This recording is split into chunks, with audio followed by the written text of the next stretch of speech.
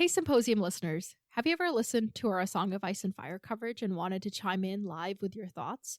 Or wanted us to cover a property of your choice? Introducing the Symposium Review Contest. The contest is open now and closes on August 31st, 2026. Here's how you can enter. Leave us a 5-star review on any podcatcher and send us a screenshot to earn an entry. You can leave reviews on as many platforms as you want, and each screenshot counts as an entry. If you want an extra incentive, every review you submit on or before April 30th, 2026 will be counted as 2 entries. If you win, you get to pick one of the following 3 options. Option 1, join us for an A Song of Ice and Fire wrap-up episode after we have read A Dance with Dragons. Option 2, get us to watch or read or otherwise consume a piece of media to cover on the podcast. Option 3 is the same as option 2, but you get to also be on the podcast episode with us. We will have a minimum of 2 winners. One winner will be the person who earned the most entries, and a second winner will be chosen through random draw. If interest is high, a third winner may also be chosen. So folks, get those reviews in on or before August 31st, 2026. We look forward to chatting with you in fall of 2026.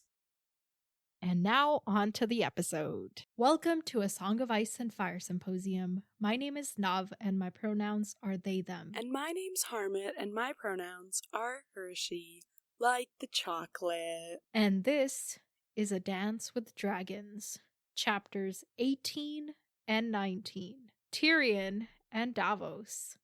In these chapters, death seems imminent for our beloved characters. Dun dun dun.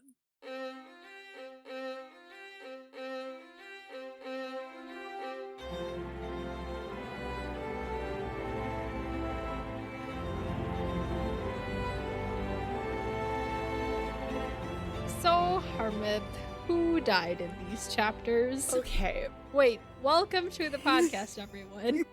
Who died in these chapters? Okay, I'm gonna give you 2 sets of answers.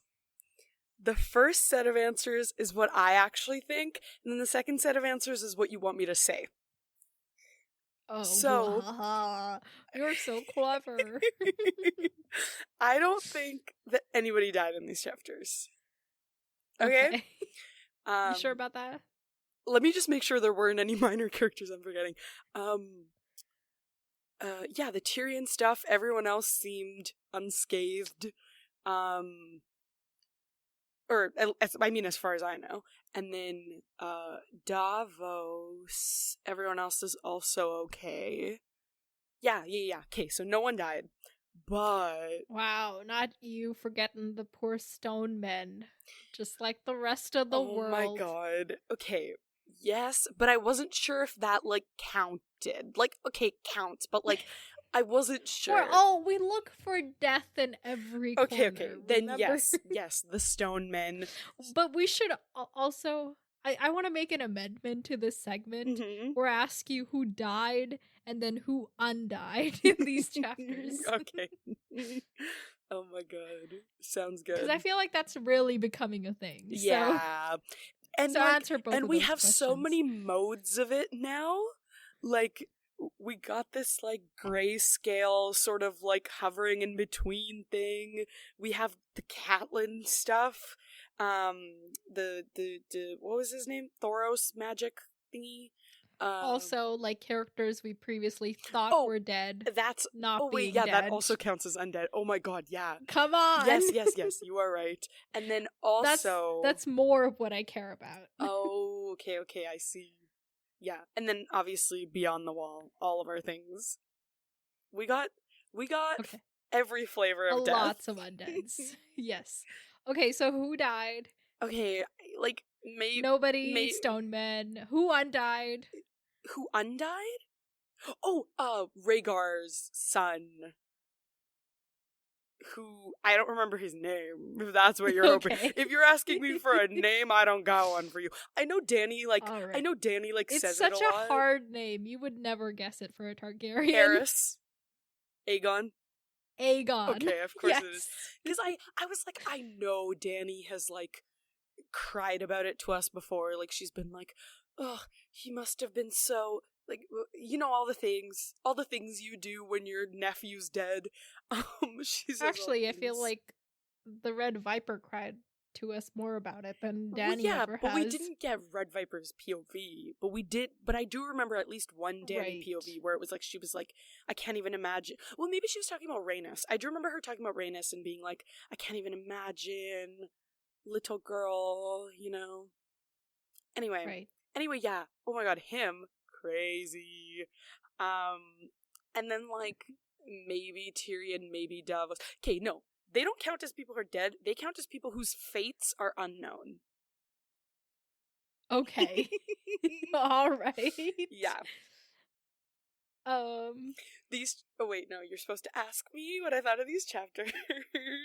What did you think of these chapters? You can just go into it. You don't have to. No, but I like the structure.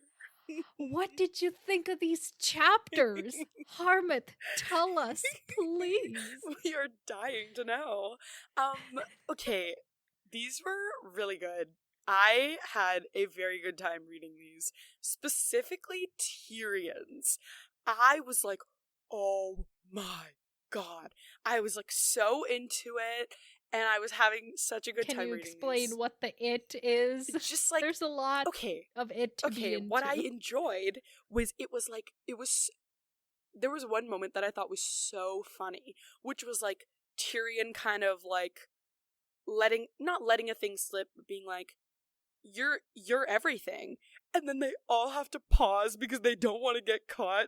And just like, I love the comedy of like pausing in the middle of like the most heated thing about to happen, and then like as soon as they like sort of like escape escape the, what are they called again? What did they call them? The Stone Men. Yes.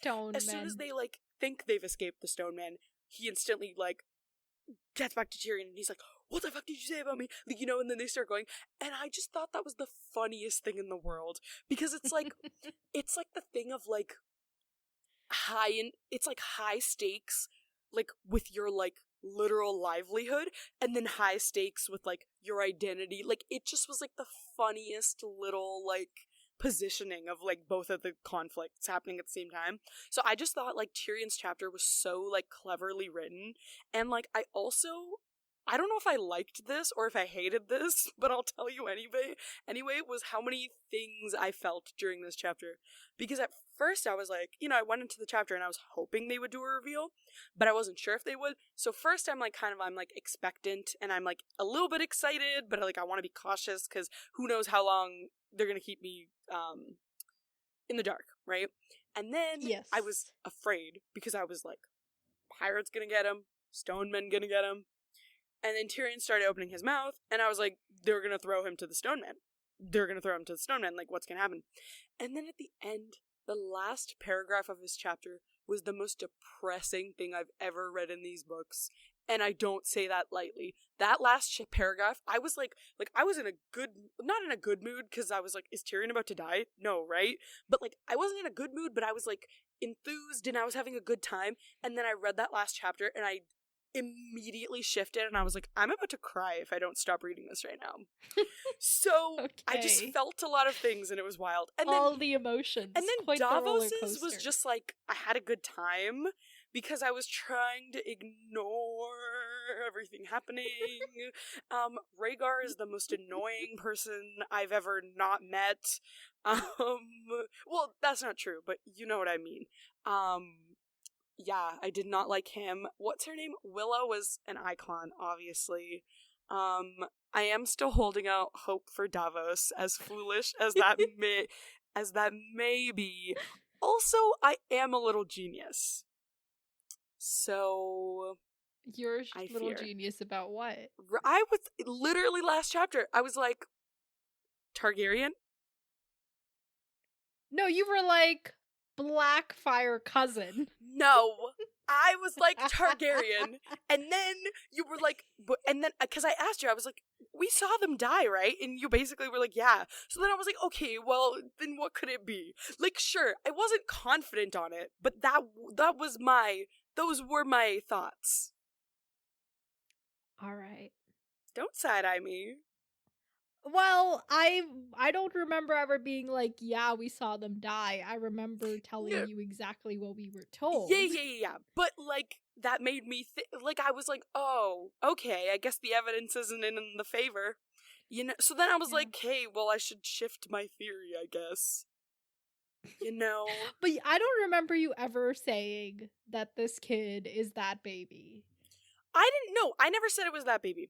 I remember, I think what I said was, in true Harmat fashion of almost getting there but not getting there, was I remember, I think I remember saying, now you're making me doubt myself, I think I remember saying that, like, maybe it was, like, like, the third head of the dragon had in fact been born.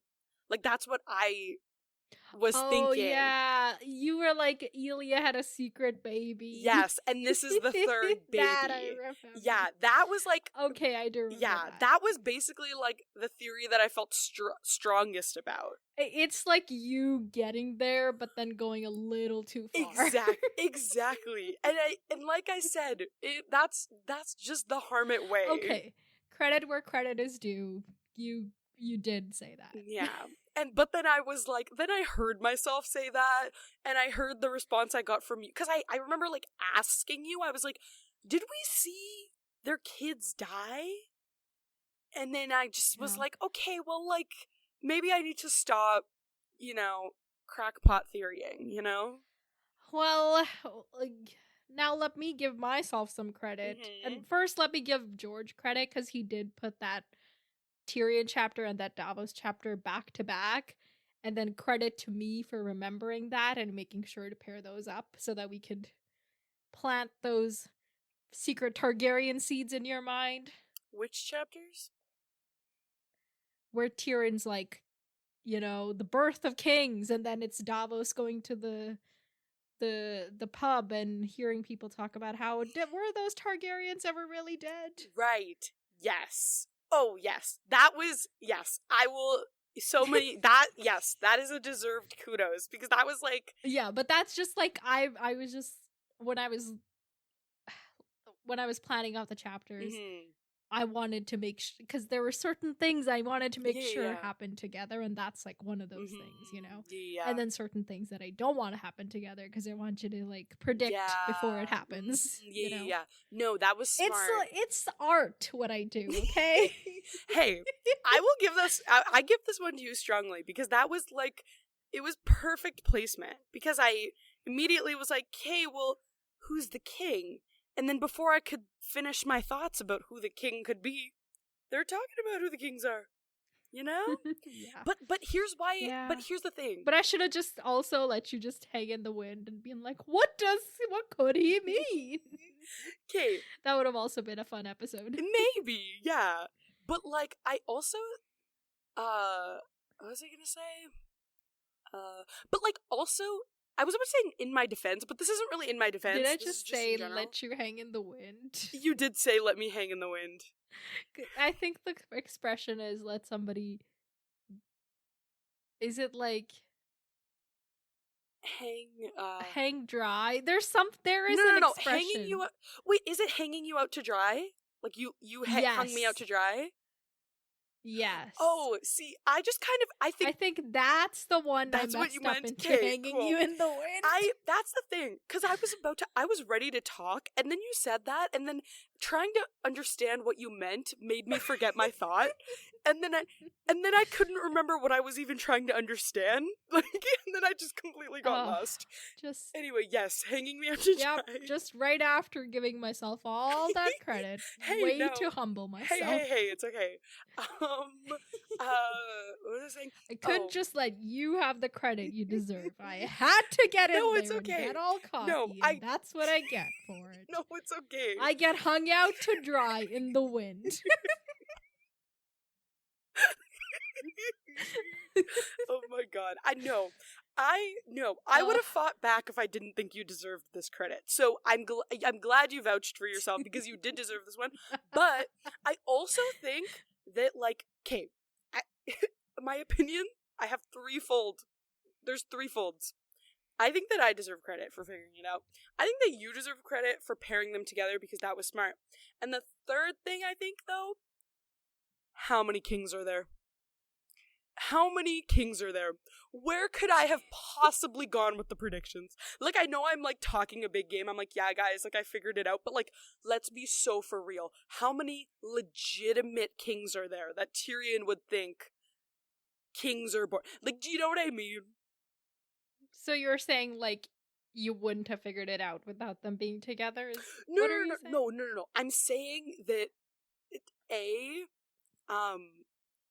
I'm saying that it's not that hard of a thing to figure out because there's not that many kings. So I'm dismissing my achievement, but then I'm also but then no. I thought you were saying the opposite because there's literally millions of kings in this but like book, and real kings, like the birth of kings, and like you're hiding a real king.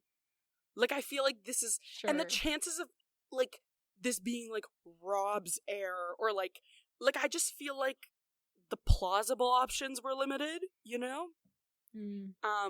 It's okay. Okay, Listen. Let me finish what I'm saying. Okay, so that's the one thing. Finish what you're saying. See, that's the first thing. But then I'm also saying the exact opposite because I'm like, I feel like I could have gotten there without the pairing too, and that's the cocky part. So I'm both dismissing my achievement and like lauding it. So I doubt that, but it's not meant to be that way. There's a reason George wrote these chapters back to back. So like, yeah, he kind of ate.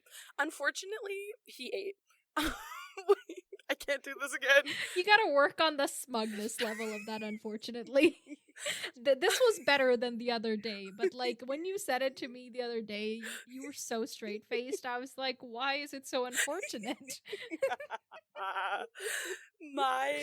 My smugness and your sarcasm, nowhere to be seen.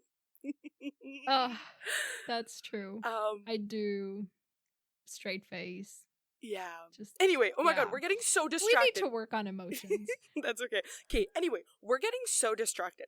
The point of all of that is that was cool. That was damn cool.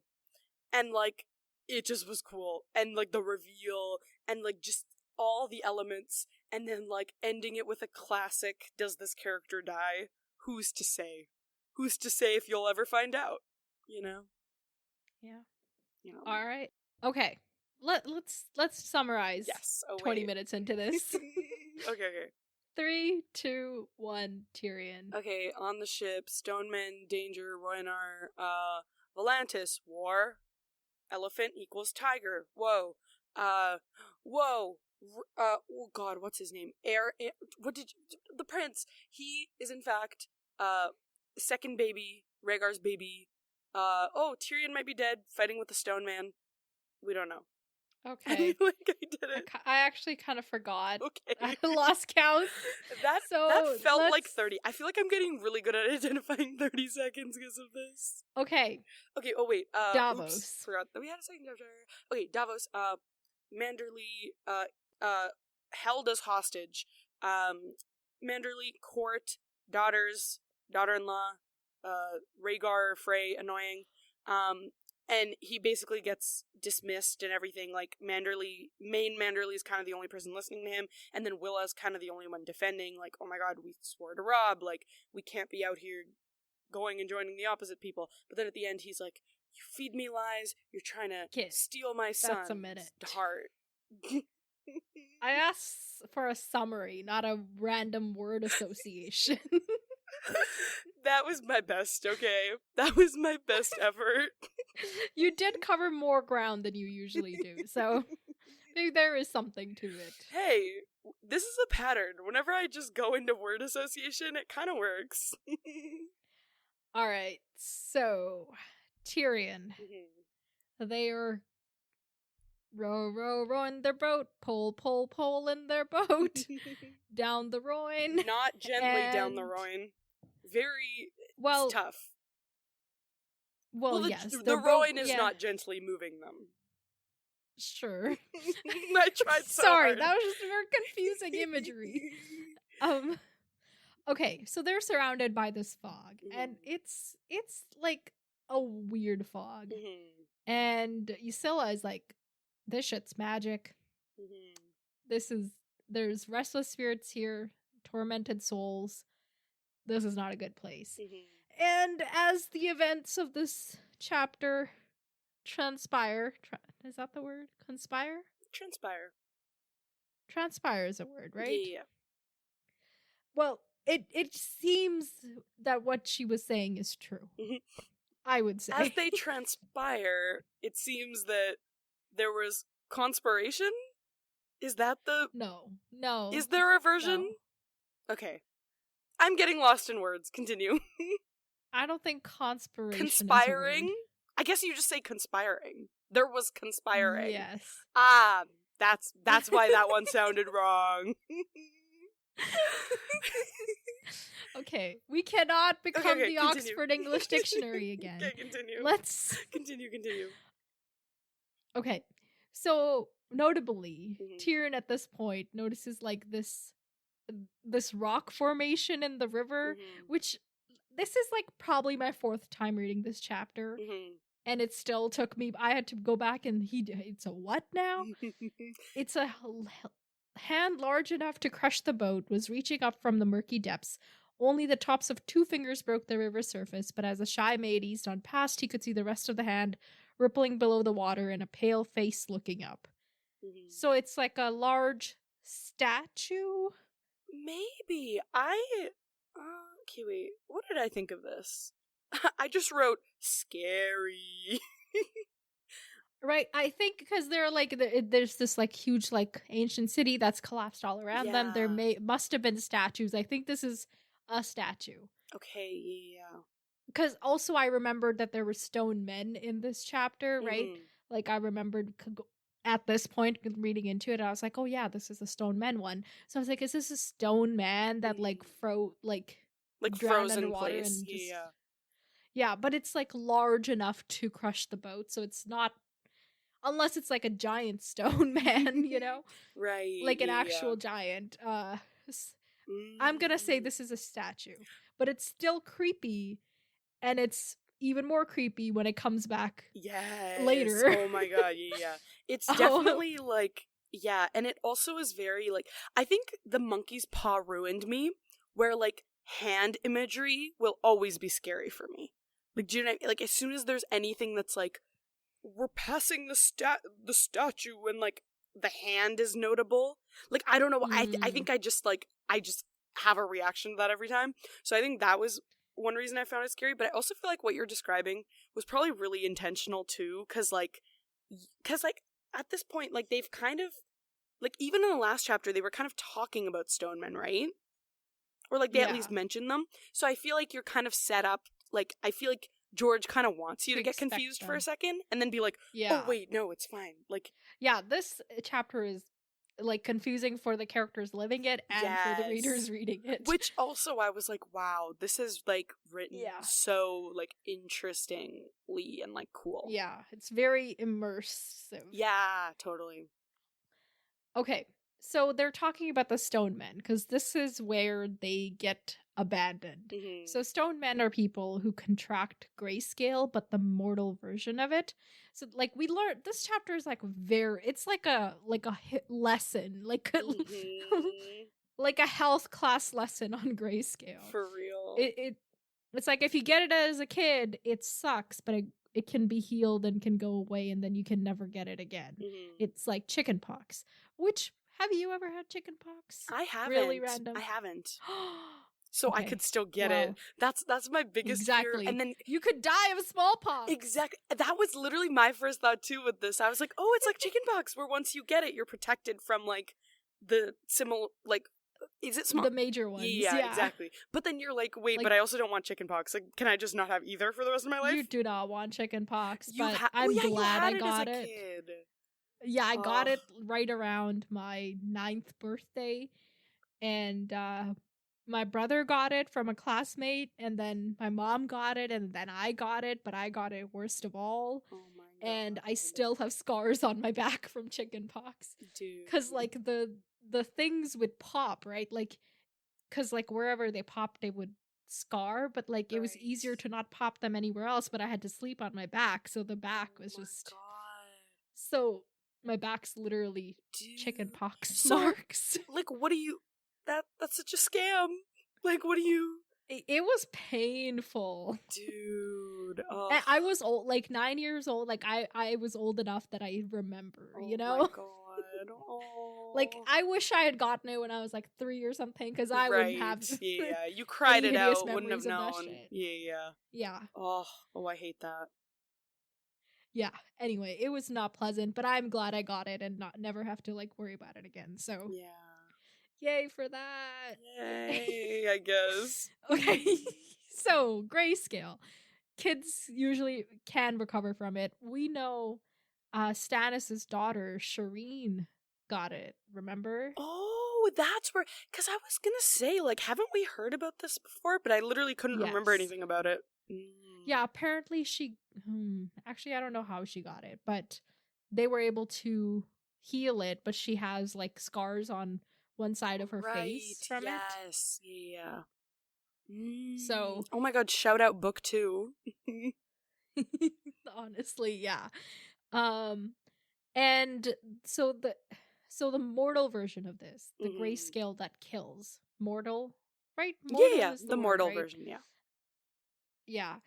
It like calcifies your skin, bones, muscles, organs, everything.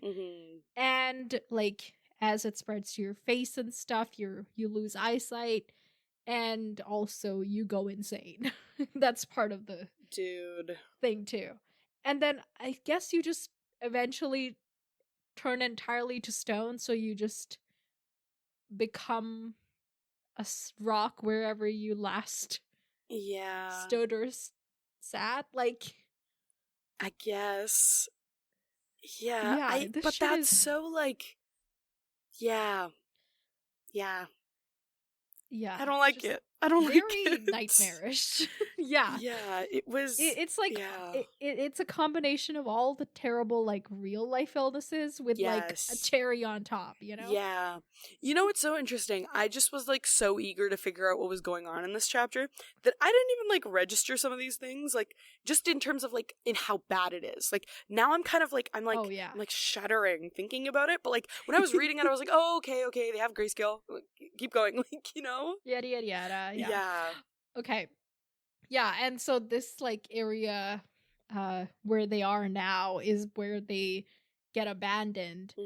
And the Volantines, like, send provisions 3 times a year, but usually the ships that bring provisions bring more people with grayscale than they do food. So, like, they're always hungry and just not, like, they're dying anyway, but then it's just stretched out and made worse. Yeah. In every way imaginable. So... Yeah, it's hard to think of them as, like, strictly, like, villains that Tyrion has to get past. Like, you know, it's hard to not be like, oh my god, bro, like, you be suffering. Like, even when Tyrion's, like, fighting with the one at the end and he's like, oh, I can see, like, the blood seeping through, or, like, he had that, like, foot or leg injury or something. Like, his, like, foot was broke. I don't remember exactly what it was, but, like, something was going on. Well, from jumping onto onto their boat, his leg shattered. Yes. Yeah, and, like, even in those moments, you're like, oh god, this is so hard to watch. And I was like, is it a shatter like a fracture, or is it, like, shatter like the cement shattered? And I think it's feel like the latter. I feel like it's that one. Right? Yeah. Yeah, and, you know, the fish in these waters is also probably poison. Like, it's not a good area. Like, not a good viable land to be living on. Yeah, and it's so interesting, like, I don't know, this, like, the Rhoynar goes crazy, bro. Like, how big it is. The Rhoyne? Or, yeah, Rhoynar are people, yes, you're right. The Rhoyne, like, bro, this is just, like, I don't know, this river is, like, wild. Yeah, it... Yes, like, just, like... I would like to read, like, a book just about the Rhoyne. Because... Okay, correct me if I'm wrong, because last time we talked, or, like, they talked about how it was, like, a natural, like, one of the wonders, right? Like, one of the natural wonders. The Royne was? I don't think they talked about. Because not the last chapter, but the chapter before that, when they're like on the road to Oh, the they talked Royne. about how the Tyrion road talks was one about of the the roads being man-made one of the man-made wonders. wonders. I Oh, don't okay. know. I would imagine the Royne is one of the wonders of the world, like Okay, yeah. natural world, but I don't think we Talked about, heard okay. that necessarily. Okay, cool. Cause, yeah, cause I feel it. I feel it. Like, just like the Yeah. size, like, just like all of, yeah, and like this weird, like, all of the wonders. all of the wonders within the wonder. Like, yeah. yeah, and just all of, like, Okay. yeah, continue. So apparently the stone men have like kind of like a leader called the Shrouded Lord, and some people say it's like the original guy who cursed Garen, who cursed this land and brought about not a drought, the exact opposite, a flood, and drowned everybody. Yeah. I could only remember the opposite word. I couldn't remember the word itself. That's kind of funny.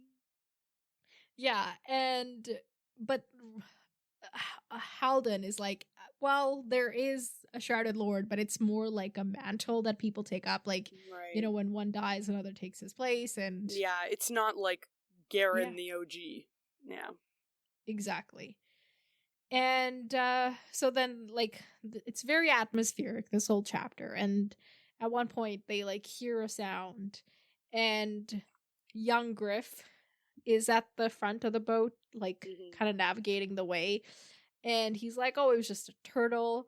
And this is where a turtle, the prince announced cheerfully. Did you pick up on that? The prince announced. Yeah, so this is before Tyrion has even confronted them, and in his mind he's already like, you know, I circled, he's already given it away. I circled it and then I wrote, oh. That was my annotation. And then they pass like this marble stair that spirals up, but then like ends just randomly in the air. And then they see like a light kind of a little bit away, and they shout, it's another boat, and they shout to each other, and this boat is called the Kingfisher. Before they did that, I have a delusional thing to say. Oh, wait, is this delusional? Hold on, wait, give me a second. Wait, I might have missed this thing. Okay, a half-seen shape flapped by overhead, pale leathery wings beating at the fog. Is this what I think it is? Because if so, no fucking way, right? Okay, what do you think this is? Dany's dragon. Okay, I somehow read I read past this and didn't even notice it. Okay. So, I think this might be Drogon, because Drogon is, like, out in the wild now. Yeah. Oh my god. But Drogon doesn't have pale wings. Or do they just look pale because of the fog? Maybe, yeah. But pale leathery wings. Or it could just be a bird. But it just, like, I don't know, it just felt too specific and random, like, I don't know, because everything else he's describing is it like an effect of the fog? Like, yeah, they're seeing things in other parts of the world, but like, yeah.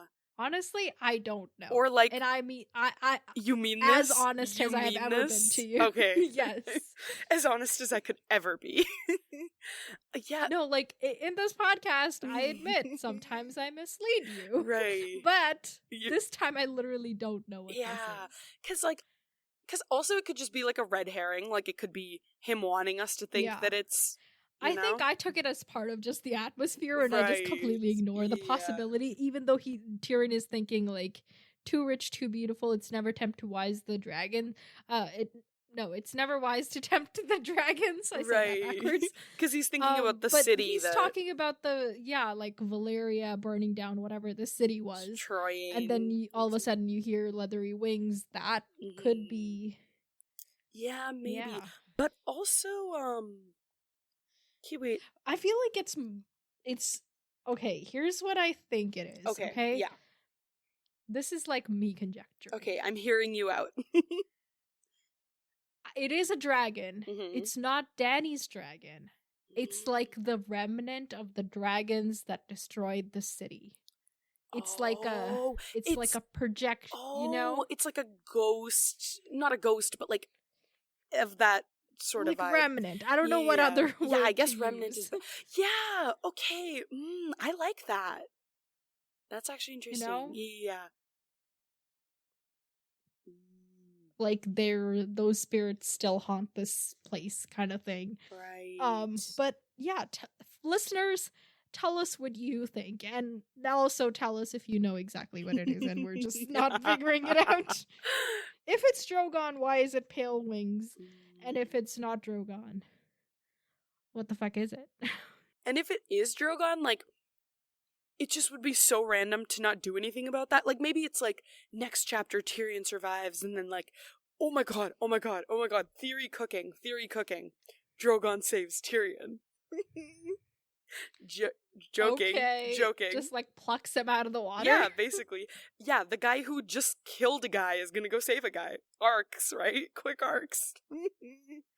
Totally joking. I mean, if Tyrion's that secret Targaryen, then... Whoa! Oh my god.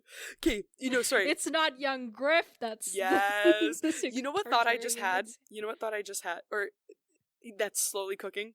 Jon, secret Targaryen, right? Tyrion, secret Targaryen, right? And then we have the actual Targaryen, young Griff. We got our 3 heads of the dragon. Oh wait, Dany. So I Daenerys, always forget. Wow, I just love how you ousted Daenerys from her own dragons. Okay, it's because I always forget that, like, there's not, like, one for her. Like, in my mind, the 3 heads of the dragon, like, there have to be other people, you know? No, because hear me out. She is just a vessel to birth these dragons, bring them forth to this world for men to take advantage of. That's not true, bro. That's what you're saying. This is not the internalized misogyny. This is the stupidity. Like, this is different. The internalized misogyny will be later demonstrated at a... There's a slideshow for that later. Like, oh my god. But just kidding. That's not him saving Tyrion is not a real theory. But wouldn't that be so cool? But no, I like your suggestion. That also fits with the atmosphere, like just like the vibes, you know. Yeah, and the fact that like Tyrion's thinking about it, and then all of a sudden he like has this vision of it, kind of. It's like how the fog heard him. Everyone else is like, oh, it's because of the legend, it's because of blah blah blah, and Tyrion kind of spends the whole chapter giving us like the science of it instead. Like he's like, actually, it wasn't the curse; this is a disease, you know. And he's like, this isn't scary at all. Yeah. Meanwhile, he's like, I don't want. I'm gonna stay real close to this fire over here. Yeah. Okay, so they they pass this boat, Kingfisher, and it's coming from Volantis. And the word from Volantis is war. And it's war when the year turns. And Nysos and Malakwo go hand in hand, and the elephants show stripes. So this is... Elephant equals tiger. The elephants want to be fighting something. Like, so things are happening in Volantis. Yeah. And, we saw from... Okay, we, like, really rushed through poor Quentin's chapter that one time. LOL. And did not give... Like, Volantis is actually one of the cooler places we've visited, but we didn't talk about it at all, I feel like. Oops. But one of the not cool things about Volantis is that it's, like, run on the back of enslaved labor. Right, so yeah. It would make sense that, like, if they wouldn't want to be cool with Dany, since she's on a mission to free everybody. So yeah. Okay. And wow, we love an extra Dany what's it called when enemy. Yes, she really does seem to be collecting them. Like, Yeah. Collectibles. Sorry, You I was know, gonna say something more specific, but then I couldn't think of most anything. people would end that with Pokemon. I feel like that's become like I the was gonna say colloquial term. Pokemon. I was gonna say Pokemon, But you couldn't. but I don't know why I backed out of it. You got scared. I don't know why. I did get scared. Okay, so Oh, that's funny. yeah, and the boat then moves away. Like, they never really see the boat. They just see like a light from the boat. Yeah. And then the boats pass each other and then they move on. And they're talking about how Illyrio has like paid Nisos enough to own him 8 times over. Right. But Tyrion's like, yeah, well, he could have paid him all the gold he wants, but like elephants and tigers might have good reason to make common cause when faced with dragons. So, you know. Yeah. And also Tyrion okay, so first off, he doesn't like Griff. Griff doesn't like him. That still is continuing. LOL. And he's feeling very miserable. He's like, I hate this place. I hate this fog. I hate Griff. I hate everything. And he thinks about he still has those poison mushrooms in his... Dude. Does he still have them in his boots? I don't see where else he could have them. I guess. But like, okay, doesn't that shit eventually seep in through your skin if you were just wearing it around in your boots? Yeah. Does he? Yeah, because he even said, like, he just sleeps out there on the deck. He doesn't even have, like, a room. You know? Yeah. That he could, like, go put them in. Yeah, that is pretty, sort of unsafe for him. Or just unhygienic, period. I don't know, maybe he's got a secret compartment in his heel or something. No way. Oh my god. Okay, so they're going. Okay, wait, I kind of had a thought at this point, like when, because, you know, Tyrion kind of, I feel like, I mean, Tyrion is just like this, and also in his current sort of state of, like, I just killed my dad, murdered my ex-girlfriend, you know, all the things. In that current state, like, I feel like he's more, like he's always been kind of combative, but, like, even now, like, more so. Yeah. And then I don't know, I just feel like I was noticing it in this chapter too, and maybe that's just because he was so scared, or maybe it's, like, he's like, also, like, dealing with, like, the discoveries that he just found out, whatever, but, like, I just feel like he was more, like, he kind of wouldn't shut the fuck up, like, in this chapter, and so when... Oh, yeah. And so when him and... I think he's just trying to talk away his fear. Yeah. And then, like, but when he's talking about, like, the Illyrio thing, he's like, Griff's like, unless you can cut this fog with your next witticism, keep it to yourself. And then he's like, yes, father, the dwarf almost said. And I feel like even in the last chapter, there was moments where, like, Griff would be like, no, do this, don't do this. And then he would be, in his head would be like, yes, father, okay, Lord Tywin, or, like, whatever.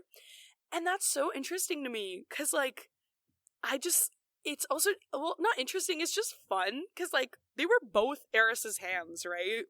So it's also kind of, like, that parallel where, like, they were hands, but then he was a hand, too, and then and you know how, like, when, like, a position passes from one person to another, there's, like, that mentor relationship, and I know that they're separated by, like, however many people, but it just is funny, because it's, like, there's, like, that parallel between Griff and Tywin, but then there's also that parallel between Tywin and Griff, and it's funny that they hate each other, and yeah. Yes. That's all very interesting. I just have nothing to add to it, so... That's okay, moving on. They keep going down the river. This place is in absolute ruin, and Tyrion's just thinking about how, like, it used to be a happy place, but now it's not.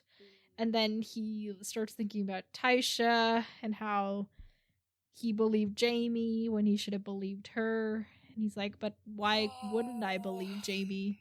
My own father could not love me. Why would you if not for gold? Which was very heartbreaking. Yeah. Because, I just want... And, like, Jaime does love him. He just fucked up real bad. Yeah. And then Tyrion told him that he killed Joffrey, which I don't think he really cares about that much. But he, you know, like... Yeah, like, they're kind of... Just patch it up, y'all. Yeah, like... And be happy. And, like, also, like, your brother was a kid, too. You were a kid, your brother was a kid, like, obviously he fucked up, and that was, like, he really shouldn't have done that. But, like, at the end of the day, I wouldn't blame Jaime for that. I would blame Tywin for that. There's a lot that I would blame Jaime for, but I just wouldn't. And I get that, but like... in the heat of the moment, they said things that both of them can't take back, and now their relationship is also, like, they're on the opposite ends of the world. Who knows if they'll ever see each other again. Yeah.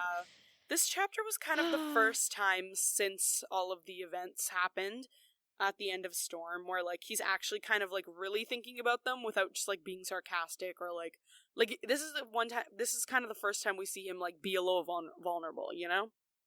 In his thoughts. Okay, so, as they're going on, they see the Bridge of Dream, which I've kept in my mind calling it the Bridge of Dreams. The Bridge of Dreams singular just doesn't sound right. Right, yeah, the Bridge of Dream. Yeah, interesting. And they anticipate that there's going to be stone men there, but more likely than not, they'll just leave them alone because they'll pass by hidden in the fog. It should be okay. And that's basically what happens. But as they're approaching the bridge, Griff tells young Griff to go hide with Septa Lemore. And Griff is like, I don't want to hide, I want to fight. And everybody's like, no, dude, we're sworn to protect you. And you will do as you're told. And then he, like, young Griff goes to go inside, I think. But...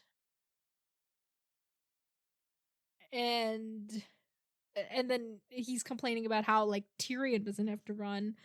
And Tyrion's like, well, I am small enough to hide behind a duck. Besides, I'm just a dwarf, whereas you are everything. Dun, dun, and this is where just, like... And this is the funny moment where they had to stop. What a but also, like, what a terrible moment for Tyrion to choose to do this. To open his mouth. That's what I'm saying. Like, he is, like, trying to get killed. Or, well, I guess that has been a pattern. But, like, even more in this one, you know? Like, yeah. Yeah. So, Griff is like, shut the fuck up. And this is when they hear,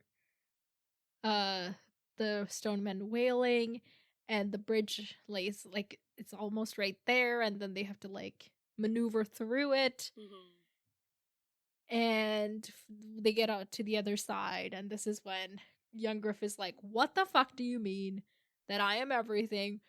What do you know? Why am I everything? And Tyrion is like, wow, this is all for you. The eunuch and the cheesemonger have been plotting all these years. And then young Griff looks to Griff and is like, he knows who I am. And Tyrion thinks to himself, if I didn't before, I would now. And then Tyrion goes into a kind of monologue, basically, like, oh, nice blue hair you got. It makes your eyes look blue. That's a smart disguise. And that story about doing it in honor for your mother, oh, how heartfelt, so touching. And also, just like, you've such noble features for a dead boy. And the boy's like, I'm not dead. And then Tyrion's like, yeah, how is that? My own father wrapped your corpse in a cloak and laid you beside your sister at the foot of the Iron Throne. And young Griff is like, your father? And then he's like, yeah, Tywin. I am Tyrion. I guess young Griff is probably the only person who doesn't know Tyrion. This was kind of funny. I was like, okay, you are a child, aren't you? Like, yeah. Yeah. Okay. And then he turns to Griff and is like, oh, what how clever of you, Griff. And he's like, you should be thankful that Varys is on your side, because this Griff disguise would not have fooled him. That's kind of funny. And this is where he reveals I feel like was more of a reveal for you than the young Griff This thing. was wild. I was like, oh my god. Griff is John Connington, the Lord of Griffin's Roost, and once the hand of the king. Yeah. Do you want some history? Yes, a little please. bit of history Yes, please. that I can kind of remember off the top of my head. Yeah, because, Kate, correct me if I'm wrong, but we haven't met him, but we've heard about him. Yes. Well, obviously we haven't met him. He's been fucking here. Okay. LOL. So he was Rhaegar's friend. He was also Aerys's hand at one point, but he lost the Battle of the Bells against Robert. Like, this was like, I forget where. The Bells. I'm just gonna call the place Bells. I don't know if it was called Bells. Okay. It wasn't. It was like this town, and Robert was hiding in it. And he went around trying to find him, and he wasn't successful. And then Robert ended up like I think he was recovering from an injury or something, recovering, and then like coming out and fighting, and then winning the battle. And Griff was like completely defeated. Griff, John Connington, was completely defeated. And then when he returned, I think Aerys like exiled him for losing. Because he was mad. Yeah. Aerys was mad. Okay, Literally got the it, mad got it, King got it. Aerys. Okay, yes. I thought you were... He might have actually threatened to kill him, and then he ran away in exile. I don't remember exactly which one it was, but it was something along those lines. Okay. Interesting. And the other time we have heard of him is because we have met his nephew, ? Red Ronnet Connington. Ronnet Connington. Is this the guy that Brienne was supposed to marry? Yep. This is the guy who had brought her a rose, but then was like, "You're not pretty enough for this rose," or something. Okay. And was just an absolute dick. Do we know anything else about him? Or sorry, continue. He was at Harrenhal when Jaime goes back to Harrenhal. Okay. To, like, set things right. Okay. And he insulted Brienne, and Jaime was not having that shit. Yes. He defends her honor, and we're like, slay. Yes. Yeah. And basically. So I think his nephew was, because he was ousted, his nephew and or brother or somebody like inherited like a different branch of the family. Okay. Runs. I think they lost their lands, but they still have their like holdfast or something. I don't know. I don't remember the specifics. Okay, don't quote me on any of that. Okay. But in general, like his extended family kind of are around, but he had been exiled and presumed dead, probably. So okay. But now here he is. Okay, he's girl bossing, I guess. Okay, yeah. Yes. Yeah, I don't know how I could have possibly known who he was. I barely remembered he existed. Well, yeah, but you could have, like, because we remember, the only thing you could have known if you, like, really tried or really remembered a lot of, like, details and stuff would be that we met Red Ronnet Connington and that his thing was a griffin. Oh, okay. Hence Griff. And then you would have also had to remember that his uncle was a hand at one point. Like, it was a lot to remember. That absolutely wasn't gonna happen. Yeah. Nice. So, yeah, I think it was unfair to expect you to remember if I did expect that at any point. But, yeah. That's cool. So this is John Connington. Another John in the story. Okay, nice to meet him. Yeah.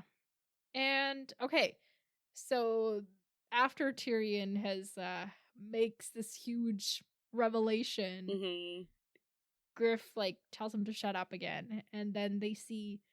Okay, so this is weird. He, at the beginning of the chapter, he sees that, like, stone hand coming out of the water on the starboard side of the boat. And then this time, he sees it on the larboard, which is the opposite side of the boat.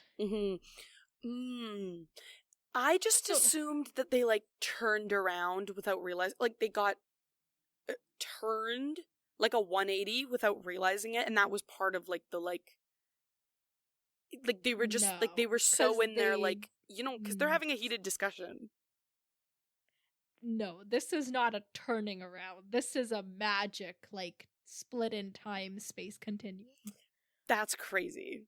I just was like, okay, continue. Because if they got 180, then they would be going upriver again, but they're still going downriver. Right. Oh my god, yeah. Okay, that's creepy. Yeah, and their sails are not up, so like they couldn't really go upriver because nobody's like poling that way. Mm-hmm. So they are just going downriver, but everything just they seem to have just like transported themselves back a lot. That's literally crazy. So this is literal magic. Yeah. Oh my god. Yeah, so they see the hand again, and then they see that pale marble staircase, and Tyrion's like, "What? That's weird." And then finally they see the Bridge of Dream again. Dude. And yeah, inconceivable, said Halden. We've left the bridge behind. Rivers only run one way. Mother Royan runs how she will, murmured Yandere. 7 save us, said Lamore. And then the stone men begin to wail, and as they're passing, a few of them drop onto the boat. At first we think it's only 2, but it's really 3. Duck fights one of them off, Griff fights the other, and then when Tyrion's like, "Oh, got 'em all," he turns around and there's a third one behind him, kind of rounding up on young Griff. And young Griff is like frozen in terror. Like he's got his sword, but he clearly isn't thinking straight. Yeah, fair. So Tyrion comes to the rescue. Dude. Kicks the kid's legs out from under him and shoves his torch into the stone man's face and like pushes him to the edge of the boat. But just as they get to the edge, the stone man rushes at Tyrion, grabs the torch, throws it in the river, and like starts fighting Tyrion. And so close. Almost. They fall off the boat, and Tyrion gets dragged with. And he feels like the stone man's hand fumbling at his face, and another closing around his arm, so he's like being dragged down. And yeah, this is when he's like, I guess there's worse ways to die than drowning. And besides, I died a while ago. This is okay. just No. This is too good for you to not read out as it is. Read it. Okay, well, you read it out. Okay. Then. There are worse ways Making me read everything. Okay. There are worse ways to die than drowning. And if truth be told, he had perished long ago, back in King's Landing. It was only his revenant who remained, the small vengeful ghost who throttled Shay and put a crossbow bolt through the great Lord Tywin's bowels. No man would mourn the thing that he'd become. I'll haunt the 7 kingdoms, he thought, sinking deeper. They would not love me living, so let them dread me dead. When he opened his mouth to curse them all, black water filled his lungs, and the dark closed in around him. Dun, dun, dun. That was not okay. He did not need to write that. Yeah. Yeah. Like, what? I could see how vengeful ghosts might be produced from this kind of like dread and hatred and just, yeah, you know. Anyway, so is Tyrion gonna be a vengeful ghost? He's not gonna be dead. He doesn't need to be a vengeful ghost. Okay, he's not gonna be dead? Yeah. How will he survive? Okay, he tried to save young Griff's life, so they're gonna try to save him. They're gonna, like, get him a life jacket. They're gonna, like, someone's Say gonna... they save him. Mm-hmm. We just had a whole chapter's worth of lesson on grayscale, and this stone man was literally groping at Tyrion. Yeah, but like it could just be like the version. It could just be like chicken pox, you know. So he's gonna get infected, but not the major kind? Yeah, like he's gonna get infected, but it's gonna be annoying for now, but then it'll be fine because he's not gonna die from it. Okay. Cool. I really hope so. Because I just like, alright. There's no way this is our last well, maybe Tyrion his chapter. purpose was to get us this big revelation, and now he's served his goal. Not the guy that we've had since book 1. There's just no way. Like, that's just like, that's incomplete. It doesn't make sense. It just like, you know, it's not even like, oh, the point was that like, oh no, like people die. Like, there's not even that. Like, do you know what I mean? Like, there just is like no point. And the point can't even be that there's no point because of how this went down, you know? Okay. Yeah. Okay. Right. I have so many thoughts. Hold on. You were kind of on a roll at the end, so just let me see if I missed anything. I did love, like, I think the thing that led me to, like, no, they're gonna save him was, like, them all working together at the end was so fun. It was, like, very, like, found family core. Like, look at these, like, because even, like, I like Tyrion's description when he's, like, kind of confronting and going through his monologue when he's, like, why would he get a septa who's no longer part of the faith? Why would he get, like, and then he, like, says that for all of them. And it just is, like, it's, like, a cute little, like, you know, like... No, he calls her a soiled septa. Oh, which, I didn't like that. Okay. Yeah, no, well, I did not like that either. Okay, that's not how I remembered it. That soiled that whole vibe for me. Okay, I ignored that. But, like, just like that, it just was very, like, you know, the little, like, found family, look at this, like, look at these criminals, you know, harboring a guy that should be dead, you know? It's just, like, it just was really sweet. And then I was like, you know, Tyrion's a criminal too. He's wanted by the Lannisters too. So, like, you know, it just, yeah. Anyway, I'm just hopeful that it'll work out. There was a moment, though, like, when Tyrion's, like, or Duck's like, did we get them all? How many jumped? And then Tyrion's like, 2, said Tyrion, shivering. And then 3, said Halden, behind you. For a moment, I was like, oh my god. Did they see it, but they didn't tell him on purpose? The behind you was so casual that you just dropped it right now. No, literally. And I was like, oh my god, did they want Tyrion to die? Like, oh my god, maybe they saw that it was behind him, they didn't tell him. And then I was like, no, that's crazy because they could all die from this too. Like, that just, no matter how mad they are at Tyrion and how much they don't like Tyrion. I love how on one hand you're like, go team! And on the other hand you're like, be suspicious of said team. This is what these books have done to me, bro. I was meant to be a hopeful. But here I am predicting the worst and the best, you know? Anyway, yeah. No, it's because, like, the vibe is so different, right? Like, on one hand, they're, like, working together and trying to make it through, and, like, there's this, like, sense of solidarity. But then on the other hand, they're, like, fighting, and, like, you know? Okay, also... you know what I not should have realized, but I think could have realized looking back? The reason there's so many secret Targaryen theories is because there's in fact secret Targaryens. Well, there were secret Targaryen theories before this book came out, so... Oh, people were always predicting secret Targaryens? Yeah. Okay, got it. Because I just was thinking, like, you know, it's so funny that that's, like, a thing. Like, not that that shouldn't be, it's just, like, I think it's amusing, right? But then I also was like, oh my god, if the author is literally supporting that whole, like, there are secret Targaryens, then of course people are gonna go so far with it. Do you know what I mean? Like, if you have, like, confirmation in the text that this is a thing that's happening, you know?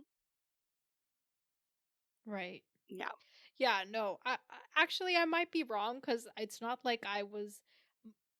For some reason, I have the assumption that the theories came before this book. Right. And sure, this book may have intensified them. Mm-hmm. But maybe there were no theories about secret Targaryens before this. And I feel like the then Jon one was definitely, though. Because, like, with how much we used to Oh, talk about yeah. Lyanna and stuff. But I Okay. bet, like... See, I don't even think of Jon as a secret Targaryen. He's just a proven one. Yeah.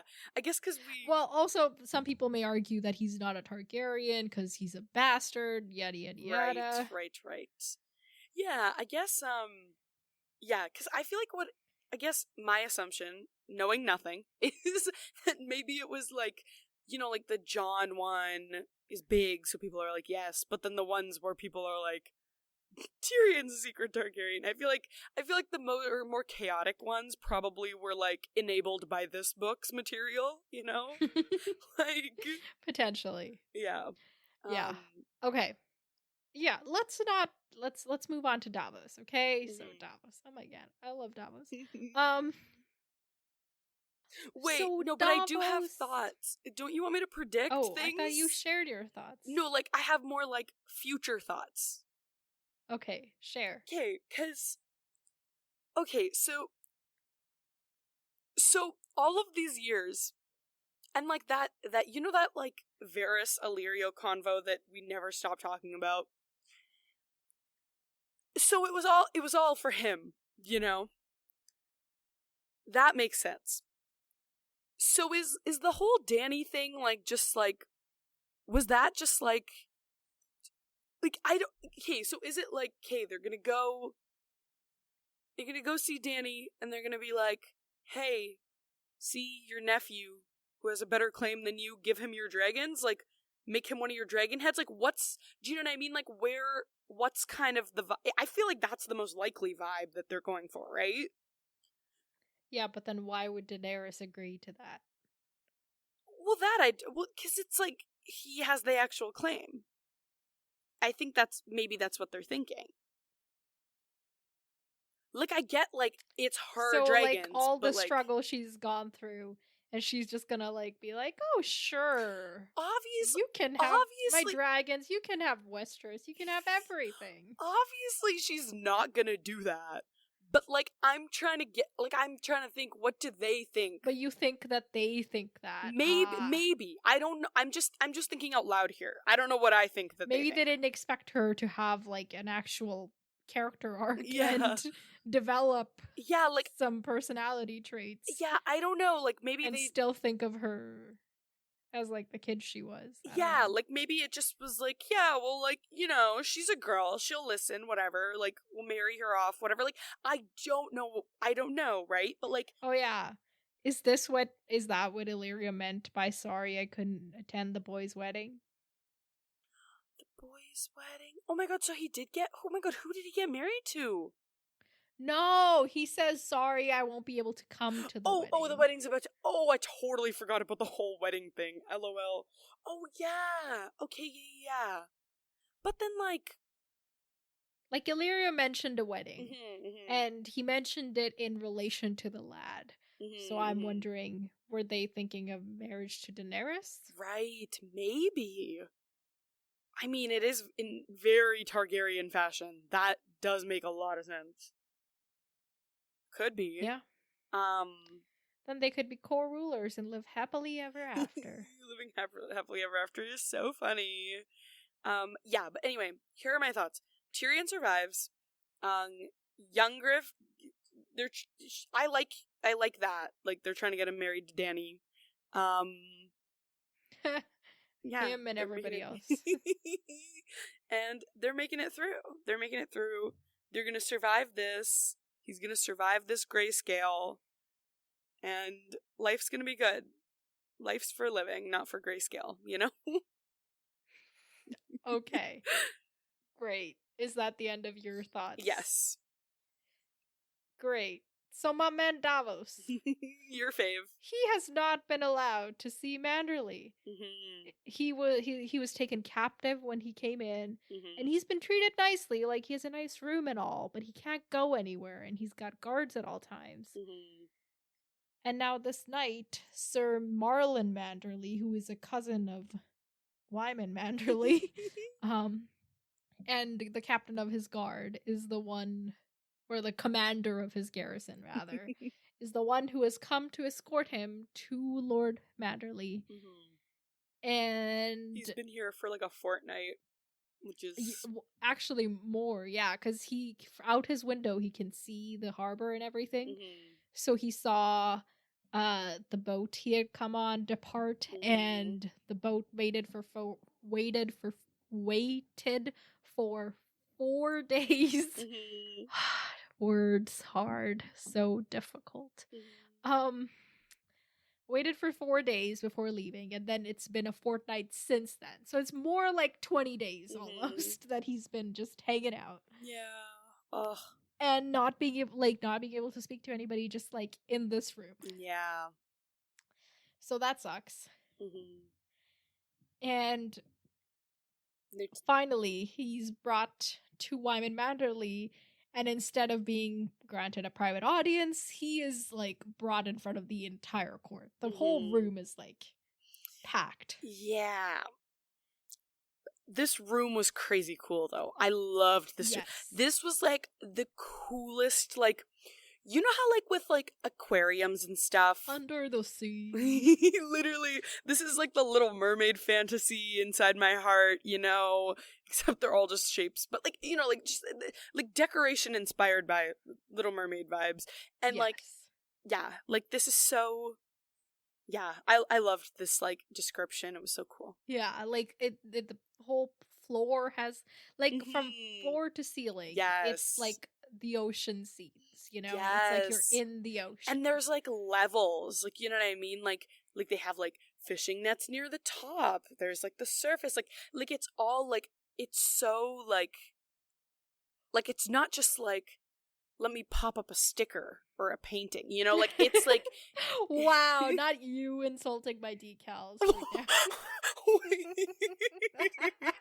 Okay, well, here's the thing. If you were a lord with this many riches, and you still had those decals, I'd be like, what are you doing? But, like, yours are good. You ain't Wyman Manderley with all his riches, you know? Alright. That's so funny, though. Okay, so there's a lot of people, and the atmosphere is hostile, to say the least. Yeah, and also there's a detail about, like, there's very few guys in the room. It's mostly girls. So is that, like, are they, like, fighting, gone? Well, about to go? Actually, I don't know. It could be, like, you know, they've been fighting, so a lot of them are dead, or they still fighting, or they getting ready to be fighting, which we don't know. So okay, yeah. It's a lot of that. Ugh.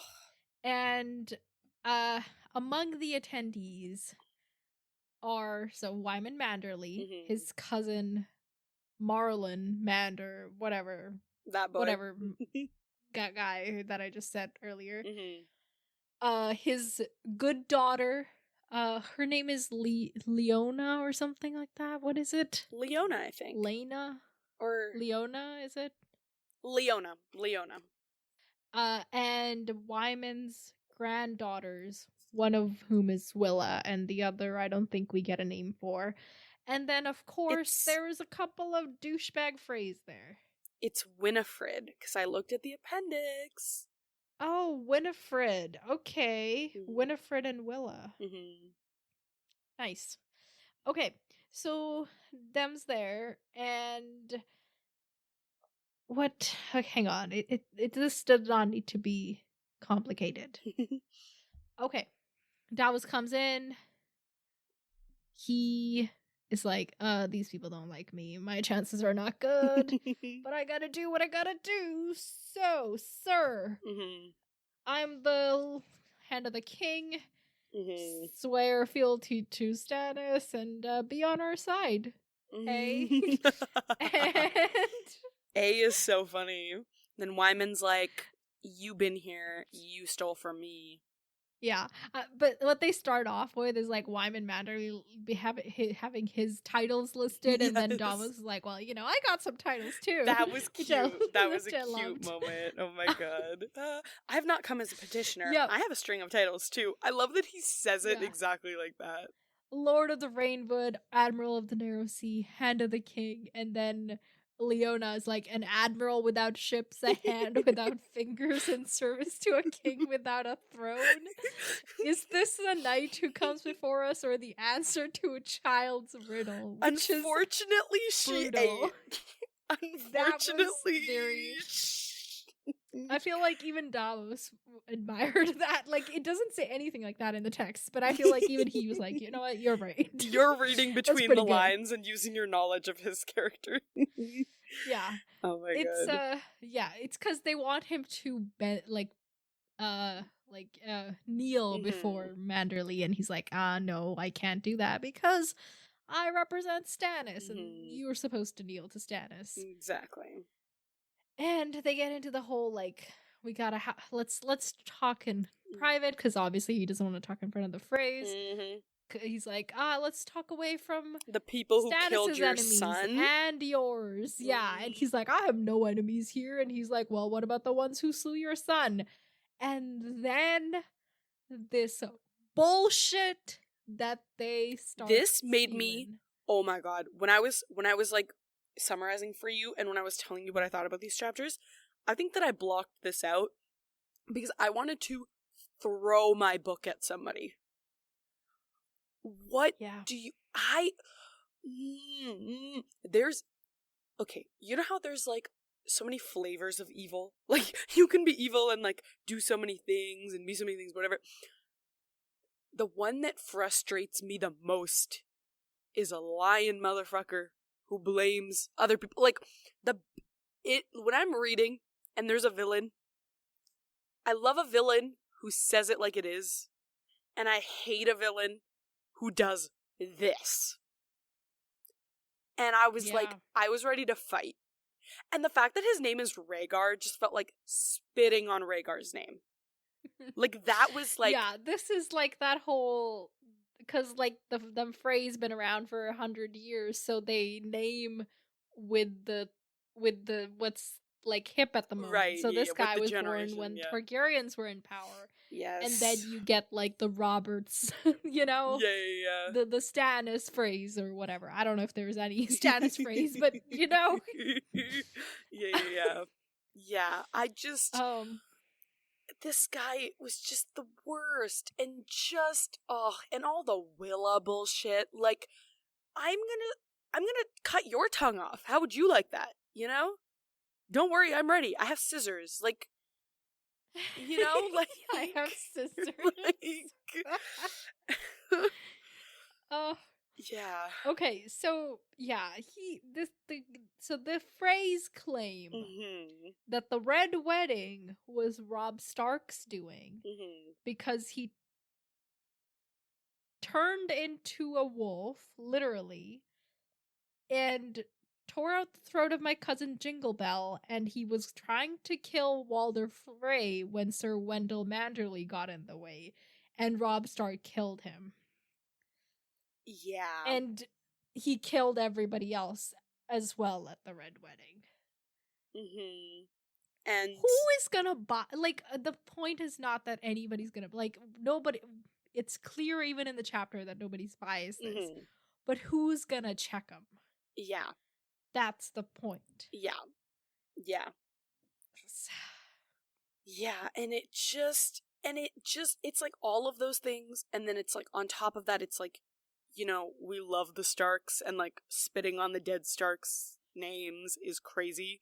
But even on top of all of that, it just is like this, like, it's also just like the like warg phobia that a lot of these people seem to have too, where it's like he's using that to justify it. He's like, yeah, you know, this beast, this like foul creature, and it's like, yeah, I think they claimed that all of Robb Stark's other men also turned into wolves. The mark of the beast, the bite. Like, it's like they're werewolves where like they get infected from each other and just... Yeah, it's not good. And, like, this is literally a fantasy series we're reading. But, like... Even in this world, ain't nobody buying it. Yeah, exactly. Yeah. And then I was like, very infuriating. yeah, Catelyn, burn the phrase. Keep going. Keep going, girly. Well, she's not burning them. She's hanging Yes, them, yes. Yeah, okay. And then, obviously, just Frey, gross. And, he wants the blood of your people. I do love Davos is like, Jared of House Frey, I name you liar. That was good. He's just like very matter of fact with his insults. He's very funny in this chapter. Like, if you forget about all of the stakes, he's just funny in this chapter, Yeah. And one of the other people that's very vocal is Lady Leona. Mm-hmm. And turns out she is married to Sir Willis or Wylis. Is it Willis? Mm-hmm. Is that the one who's still alive? Yeah. Okay, Sir Willis Banderly, who is captive held captive by the Lannisters. Yeah. And so Davos is like, oh, I get why she's so hostile. Yeah. Obviously, she doesn't want her husband to die. Yeah. Like, he's in this, he's like, I completely understand. Yeah. But also, we still gotta do what we gotta do. And honestly, yeah, that's the thing. Like, I didn't like the other people in this chapter, but the Freys were really the only ones that I was like, I'm gonna cut your tongue out. Like, everyone else I was like, I don't like you right now, but like, yeah. I get it, like, especially because, like, I know that I'm the one who, for the longest time, like, especially during,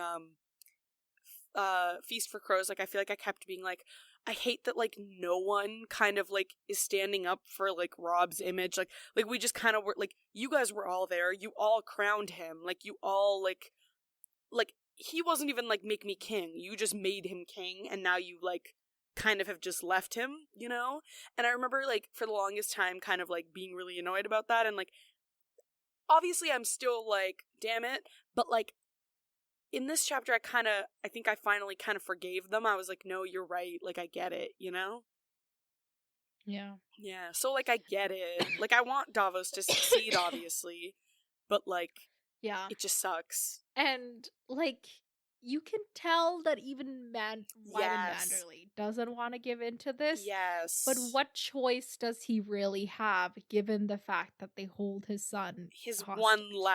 his last living son. Yeah. Yeah. And he's trying. It's not exactly fair, but he's trying to, like, give Davos a chance to speak, and it's like, okay, so what do you propose? What leg does Stannis have to stand on? Do you have any proof Davos is like, of the incest? Exactly.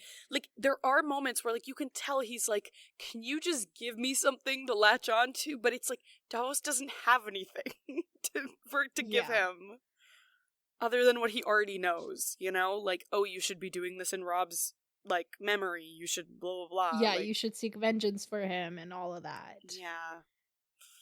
And then they're like, well, why should we listen to a smuggler? And he's like, well, I might be a smuggler, I paid for that, but, like, I am loyal to Stannis now, and come with us and you'll see that this is the right way. Yeah. And another thing that I thought was valid was, like, when he's like, oh, Lady Leona speaking from fear, etc., he also, like, Wyman's like, okay, Stark was my liege lord, but, like, I don't even know this guy Stannis. He's never come north before. Like, at the end of the day, we're Northerners. Like, he didn't care about that at all until now when he doesn't have anyone, Which is, like, basically the most valid defense he has against not joining Stannis, right? Because it's like, there was a reason we were with Rob. We don't want to be with you just because, like, oh, consolation prize. Like, like, it's like, we don't want to be with you just because you're not the Lannisters. Like, that's not good enough, Yeah. So, yeah, it's like everything that Davos says is just not good enough reason here. Yeah. And, like, I kind of agree it's not a good enough reason, honestly. I get it. And that's the thing. It's like, you're kind of pulled in both directions reading the chapter. Like, yeah. And, like, yeah. But I only want Stannis to succeed because I want, like, him to take down the Lannisters and the Boltons and Yes, whatnot. exactly. But like, but I also, and also because Davos is his man, and I want Yeah. Davos himself to succeed. So that's true. But I also feel like the one thing that I will say though is like, okay, obviously, like I said, the only people that I really like hated and was super annoyed at in this chapter was the phrase, right? But then on top of that, like, I think with the Manderleys, like, I totally get what Davos is saying, and like I said, I feel that way too, where I'm like, this is the best they can do for their people in this situation. But the one thing that I guess, like, still kind of bothers me is it's like, why? Okay, correct me if I'm wrong. Wyman was one of the people who was there when Robb was being crowned, right? It wasn't his son, it was him. I do not remember. Okay, cool. I just assumed because he was like the liege lord that he would have been there, but I guess there could have been other ways. I don't know. But... I don't think he rides out to battle and stuff. Okay, so maybe it just was his son. Possibly, Okay. but I don't.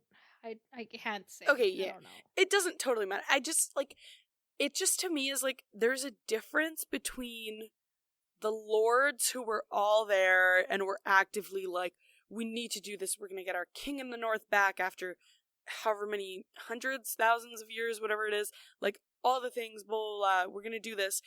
Like to me, it's kind of a different situation than like if like you know how we have like broken men and stuff who like they didn't choose to fight the war. They're like lords were like, let's fight this war, so they had to go with them.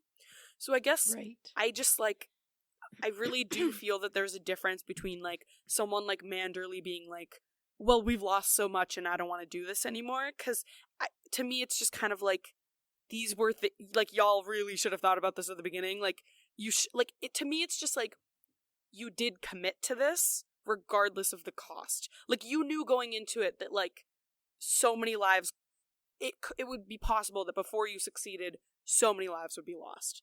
Like, do you know what I mean? Like you can't just like randomly back out now. But then, like I said, I get it. Like your sons be dead, and sometimes it's hard to think about conceptually like, oh, this could kill my sons versus my sons are now dead. I should stop before it gets worse. You know, like I get it, but I still just want to bring it up as a thing, you know? Well, it's one thing if you go into it understanding that you're risking your son's life and then they die, but you still have the person you swore to serve. Right. But now Robb is dead and his entire family is like just yeah. I was going to say decimated, but just mostly eliminated, you know? Yeah. So it's harder to hold on to that. Yeah. Given that there's nobody left there. Yeah. Which he brings up. It's, you know, it's like we swore to the Starks, but like the Starks are gone. Yeah. And he's very straight with Davos. Mm-hmm. He's like, here's what you bring me, which is nothing. And then here is what I have been offered from the other side. Yeah. Tywin promised me that I could have my son back as long as I pay a ransom of 3,000 dragons and prove my loyalty beyond a doubt. Mm-hmm. And Roose Bolton, who is the Warden of the North now, requires that I give up my claim to Lord Hornwood's lands. Remember that he's got like a cousin or somebody married into there or something. Yeah. But swears that I can have all of my other holdings still. Mm-hmm. And Walder Frey is offering to marry one of his daughters to me and some of his sons for my granddaughters here, which is like a good lasting pact. And yeah, like this is it's just too good a deal to turn away. He's like, what do you got for me? Chance to do your duty. But even like him just saying the chance to do your duty, like you can see it has that effect on Manderley. Like Lord Wyman sagged back in his chair. Duty. I see you.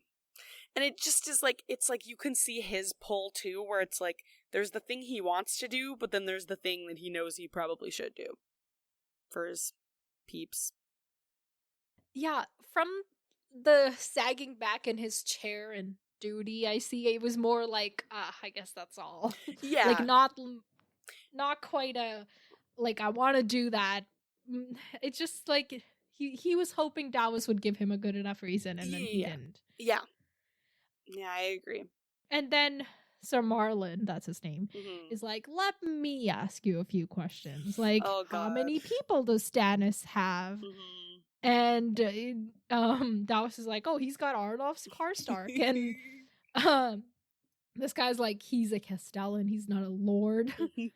And what castles does he have? And he's like, oh, Davos is like, he's got the Night Fort and Dragonstone and Storm's End. And they're like, yeah, right. Like, the two in the south will be gone any day. And the Night Fort is a ruin. Who cares? And how many people in his army does he have? And Davos is like, he's in his mind, he's like, he's got no more than like 1,500 people, but I can't tell them that. God. And so he just lets it sit. And yeah.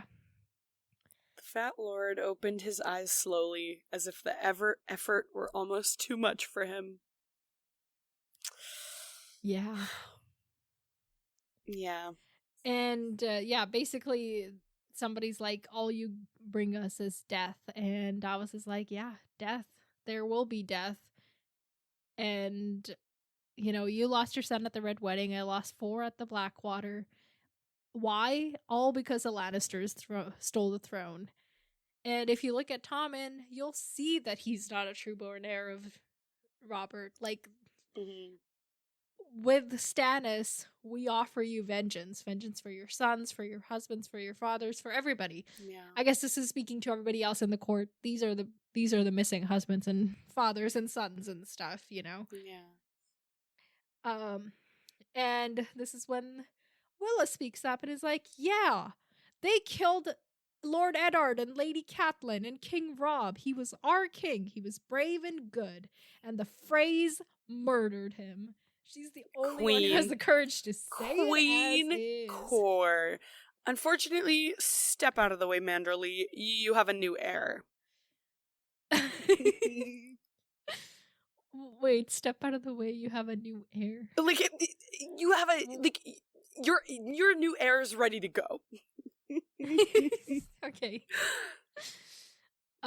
Yes, you have an incumbent. Yes. And yeah, Mander's like, shut up. You talk too much. I'm gonna send you to the Silent Sisters, which lovely. Terrible. And her sister is trying to be like, shut up. Don't speak ill of the Freys. One of them's gonna be your lord and husband soon. And the girl's like, I won't marry no Frey. Real. And real. Yeah.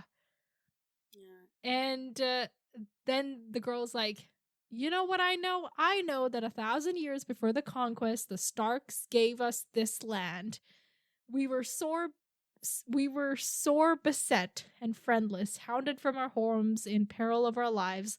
The wolves took us in and nourished us and protected us against our enemies. The city is built upon the land they gave us. In return, we swore that we should always be their men. Stark men. Period T.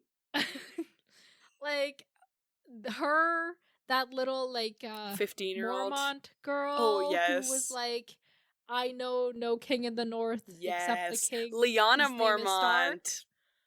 Right? Like, these girls really be running these houses. Who run the world? Can we Girls. put them in charge? But we should really put them in charge. Real. Yeah. If we need any 15-year-olds in charge, them. Yeah, and the Maester's like, well, yeah, that was the Starks of Winterfell. They're all dead now. And she's like, that's because they killed them all, you idiot. And I love this little girl. Yeah. And then Rhaegar's like, if I may, and Manderly has to be like, yes, of course. Of course you may. And then he continues. And first he's like, oh yeah, you know what? Loyalty, it's great that you're so loyal. Loyalty is a virtue.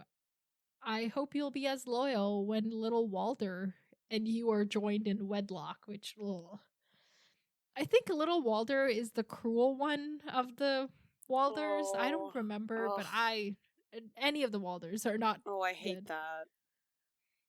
that. But I don't know. And he's like, oh, all you need is like all the girl needs is something like oh my god, I didn't highlight this because I never wanted to think about it again, but like a firm hand and a quiet word, and I just wanted to slap the shit out of him. Yeah, that was And so there, the phrase like, okay, well, if you don't want to swear fealty to anybody else, swear fealty to Ramsay Bolton or Snow or whatever, because he's gonna marry Arya Stark, and then he'll be your Lord of Winterfell. And then this girl's like, let me tell you, he made Lady Hornwood eat her own fingers. I won't let him be my lord. And and then who is it that's like some random guy from like unnamed guy in the court is like, you know what? She's right. Like Roose Bolton we can deal with, but this Ramsay creature is truly like monster. A monster. Yeah. Yeah. And yeah, and then Rhaegar Frey goes back into, well, the young wolf was the real monster, and just blah blah blah blah blah blah blah. He's the one who betrayed us all. He abandoned the North to the cruel mercies of the Iron Man to carve out a fairer kingdom for himself along the Trident. Then he abandoned the River Lords, who had risked much and more for him, breaking his marriage pact with my grandfather to wed the first Western wench who caught his eye. I can see how this part of the story can, like, be spun and... Yeah. Like, people might believe it. Yeah, this is easy to be like, yeah, he saw, because, yeah, that's why he was like, oh, after the wedding, we gotta go right away to fix it. When you don't have the insights we do, this might actually seem like what happened. Yeah, totally. But, like, it's so disrespectful. Yeah. And... Yeah, like, yeah. Yeah. Totally. The merman's court had grown still. Davos could feel the chill in the air. Lord Wyman was looking at Rhaegar as if he were a roach in need of a hard heel. This was great. Yet, he then catches himself, puts on a ponderous nod, and is like, oh, yes, of course. Go on. Yeah, a vile dog indeed. Go on. Like, he has more control than I do. Yeah, and this is the moment where I was like, weren't you there? Like, I know that you know, whether you were there or not, I know that you know who Rob actually was, right? No, this is him, like... No. Trying to control his anger. I know, but it just to me is like, it just was, if he was in fact there, like, he met Rob and interacted with him, it just is, like, so much worse to be able to do this. Do you know what I mean? Because it just is like... I guess we don't have kids that are held hostage by the Lannisters, and we don't know how we would do this. Yeah. Yeah. Just basically, Rhaegar is like, okay, we all gotta unite for Tommen, the trueborn king, blah, blah, blah. And Willa is still just protesting, and then has to be... Oh, Lady Leona pulls out the casual young girl should be an ornament to the eye, not an ache in the ear bullshit, and escorts her out. And Davos is like, there goes my only friend in this hall. Dude. Ugh. And this is when he says, firm hand and a quiet word. Okay, yeah. So Wyman Mander is like, okay, listen. You bring us nothing except risk and blood and all of this stuff, and Stannis will not do it for us. And, guards seize this man. And Davos tries to be like, I'm an envoy, but Manderly's like, you smuggled yourself into my city. I will treat you as I see fit. And then he orders his cousin to take this creature to the wolf's den and cut off his head and hands. I want them brought to me before I sup. I shall not be able to eat a bite until I see the smuggler's head upon a spike with an onion shoved between his lying teeth. And if George R. Martin has told us anything about Wyman Manderley, it's that he likes to eat. So he's probably going to want to get this done forthwith. What's the... Forthwith? No. Hold. Really quickly, fast, and now. That's how I'm saying it. Okay. That's how you pronounce that. Okay. Toot sweet. Toot sweet. Oh, I like toot sweet. What was I trying to say in English that I didn't remember? Hold on. Now I can only think of the versions that you and I said. Hold on. With haste. ASAP. Hold on. Stat. Forthwith. And that means like right away? Yeah, like no delay, quickly. Yeah, in my head when you said it, I thought it was forthwith, but I was doing forthwith. 2 H's instead of 1.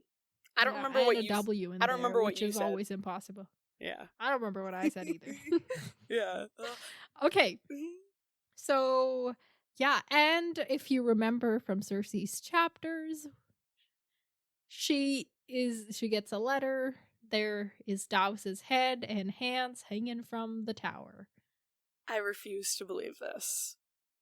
I mean, what can Manderley do? His son's in danger. Even if he wants to help Davos.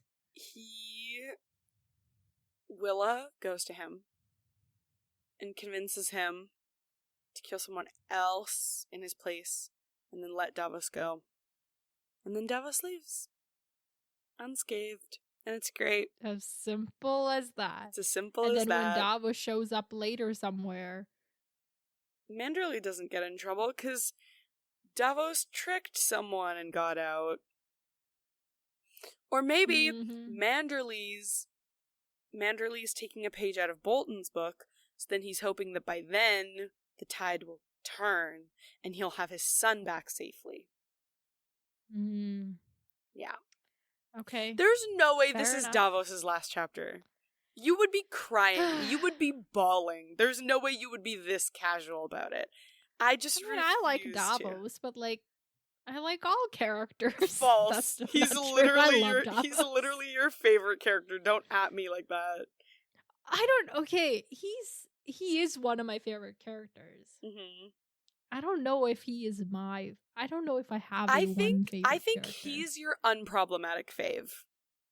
Yeah, exactly. I think I said this last time. Like, I love Jaime, but Jaime can be really weird sometimes. And I love Arya, but it can be really concerning to be in her head sometimes. And, I love Sansa, but, like, sometimes she be hating bastards for no reason. Like, real.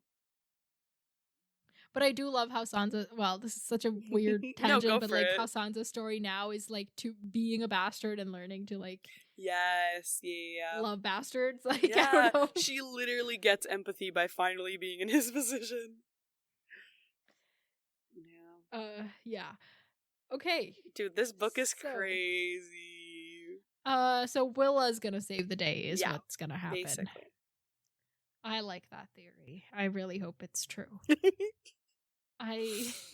Wow. Okay. It's the way you have zero faith. Is Willa gonna marry a Frey? Probably. Like, how does she get out of that? I don't know. I fear that might be happening sooner than... Because that one seems to be all planned out, Or maybe they're all the marriages are all planned out in advance. I mean, she seems to be a kid, so maybe she's not quite she is 15. Like married. It's like how they like promised Arya to one of the Freys. Yeah, they do the promising. Yeah, that makes sense. But the elder granddaughter might be getting married sooner. Yeah, I feel like she'll probably get married before the alliance falls apart. That's because you know what I also think, and like. Even if I'm wrong about Davos, and this is in fact Davos's last chapter, and like rip and sad and all the things, the thing that I think is like, I think that obviously, especially with the Cersei mess ups and Tywin being dead, we know the path Cersei goes down the rest of this era, right? So I think even with that, like, some of these alliances are definitely going to crumble. Like, we all know that the Boltons are two-faced bastards. We all know that the Freys are basically two-faced bastards. So it's very, like, I don't think that it's gonna get to the point where Willa gets married either way. Regardless of the Davos Stannis stuff. I think just because of the, Right. Like, yeah. Will Manderley get his son back? I hope so. For his sake, yes. Okay. All right. I don't think there's anything else left to predict, really. Mm-hmm. Next chapters? Mm-hmm. Let's do it. 2 next time. Okay. I would like... Give me Bran. Give me Jon. Okay. Well, we're reading chapters 20 and 21 next time. Mm-hmm. Chapter 20 is Reek. Homeboy Theon. Oh yeah, he was gonna, go do a mission or whatever. And, we were predicting it was gonna be, and go we've been talk hearing to about this mission a lot in all the other chapters, too. That's true. But what will Theon's specific mission be? Trick the Ironborn. That, How so? He's on their side. Some sort of, ambush. Some sort of, go talk to your Uncle Euron. Okay, I don't think Euron is at Moat Cailin. Remember we talked about this? Oh wait, they're going to Moat Cailin. Oh wait, yes, wait, I knew this. Okay. Go to Moat Cailin and be like, let us through. We want to join you. We want to form an alliance. I don't remember what I'd said he was going to do. And I don't remember any of the context to make a prediction. Okay. Whatever you predicted before, let it stand. Copy and paste. Okay. Copy and paste that. Okay. Chapter 21 is Jon. Okay, wait. What was this boy doing? Oh yeah, Stannis was gonna leave, but the Moat Cailin attack, whatever. Jon being so impartial. Melisandre staying. The other guy staying, the one who had the rattle shirt guy. Yes, him. Okay, so we're gonna have some attacks, and it's gonna be bad. Attacks on the wall? Yeah. Because you know how in last chapter they were like, oh, well, I don't think there's gonna be any attacks while I'm gone. Stannis is like, I can leave. He's like, oh, I think we've dealt with. Yeah, but who's attacking? Oh, the free folk. The people, beyond the wall who were, the people who we heard, rumors about, people getting together to, try and attack or whatever. Okay. Yeah. Sure. I just, I'm trying to think of something, dramatic and spicy, and that's all I can think of. That's the issue. Fair enough. All right. Well, let's read an email. Slay. Okay. So this email is from Pauline, who has written us emails before, and we love Pauline. Slay. Now, this email I have edited for semi-spoilers. Honestly, if I weren't me and I weren't feeling guilty about spoiling you last time, these wouldn't be considered spoilers. The spoiler where you just told me, you were like, oh, it's the Karstark guy, that one? Yes. Okay, cool. Right, so I'm I'm Do trying you to make legit up for feel bad it about by that?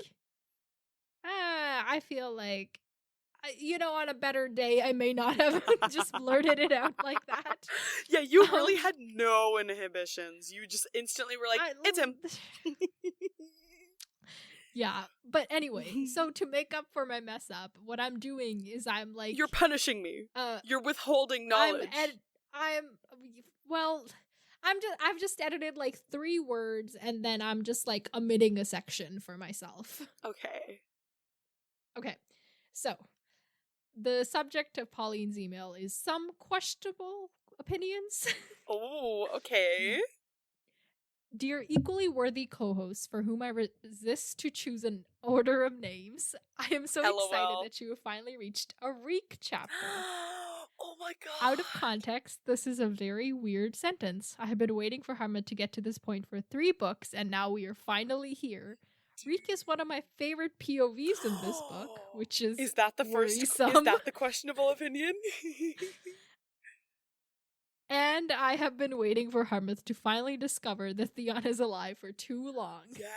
I really love the juxtaposition Martin makes here from this arrogant little prat turning into this sad, frightened creature without any self-esteem. He turned a POV I hated to read into a POV I was always excited about. That's so funny. I don't know what it is about his chapters. Maybe I just enjoy reading about people who suffer, also worrisome, or maybe I just enjoy this difference of tone, or maybe I just love to hate Ramsay and his fucked up self. Either way, my love for these chapters is probably questionable, and I should probably discuss this with my therapist. Nah. The nah is from Pauline, Real, not from me. Real. Respect. I will not dictate what you discuss with your therapist. Respect. I'm very excited to hear your thoughts on Reek. It rhymes with week. And the North plot in general. I'm sorry to say it won't be rainbows and unicorns. Oh no, I'm afraid. Oh my God. Also, Dany's storyline really annoys me in this book. I don't have a solution for her dilemma. I don't want to think about it. I just need her to get herself on a dragon and leave this shithole of a place nobody cares about to finally do what she should, which is move her ass to Westeros and meet the people we actually care about. Please, I can't keep reading all these names no one knows how to pronounce, and I'm so tired of her question Essos. Oh my God. Alas, this is what Martin wrote, which he, in my opinion, probably regrets because he himself doesn't know how to get out of there. Stop. This never-ending dilemma. My solution stands. Dragon, move, burn shit. Stop. That's so funny. Is it a good long-term solution? No. Do I care? No. Nice. On to a better subject. Jon rules. This is by far his best book and also his hottest. Sorry if you cannot fall in love with Jon Snow when he beheads Janos Slynt and orders to shoot Mans. There is something very wrong with you. That's not me saying. This is like Pauline saying that if you can't fall in love with Jon in this book, then there's something very wrong with you. I got that. Also a sentence that sounds very weird out of context. And this is all Pauline, okay? Yes, everyone knows it's all Pauline, bro. But so much of this sounds like me, like right. the sentences I usually say that Damn. Are we the same person? Oh my God, Pauline stop. my alternate? Stop. I think okay. We're curating a specific type of person, I think. And it's us. And I love that. He might have to work on his brooding, self-pitying side, but that's just a given with Johnny Boy. Also, Nav, I'm sorry to inform you that your memory of Jon Snow advising to shut the tunnels is not a thing. Yes, thank you, Pauline. I have been so informed. And then there's a little spoiler-ish kind of section that I will keep to myself. Love you guys. Keep up the good. Best, Pauline. Oh my God. Thank you, Pauline. Okay, I'll have to get back to you on my thoughts about Reek, because I've only had one chapter so far. But I'm about to have two, so we'll see. Yeah, let's see if you two fall in love with these chapters and have some worrisome opinions. I worry that after the tone set by the first one, I don't think I will. Yeah. I'm a little... I mean, no comment. No comment. I mean... Oh my God. Thank you so much for your email, Pauline. And it's okay. Worrisome opinions and all. We love you. And we love that you feel comfortable sharing your opinions with us. And share more of them. And everybody else do the same. I don't know. We just like hearing your opinions. And we may disagree, but we like hearing them. Slay.